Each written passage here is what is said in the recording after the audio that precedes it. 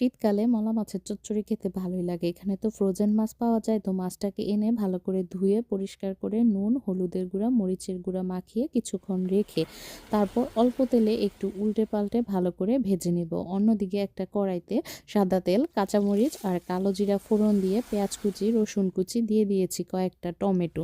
ভালো করে একটু উল্টে পাল্টে ভেজে নিতে হবে। পেঁয়াজটা ভাজা হয়ে গেলে এর মধ্যে হলুদের গুঁড়া, মরিচের গুঁড়া, ধনিয়ার গুঁড়া আর স্বাদ মতো লবণ দিয়ে আবারও মিশিয়ে একটু ভেজে নেব। তারপর এর মধ্যে আগে থেকে ভেজে রাখা মাছগুলোকে ভালোভাবে দিয়ে আবারও একটু অল্প পরিমাণ কষিয়ে নিব। চুলার আঁচটা মিডিয়ামে রেখে ভালো করে কষানো হয়ে গেলে এর মধ্যে জল দিয়ে দিব। জলটা দিয়ে চুলার আঁচটা মিডিয়ামে রেখে একটা বলক চলে আসলে আঁচটা একদম কমিয়ে এর মধ্যে ধনিয়া পাতা কুচি দিয়ে দিব। লবণটা একটু টেস্ট করে দেখবেন। ব্যাস হয়ে গেল মলা মাছের চচ্চড়ি।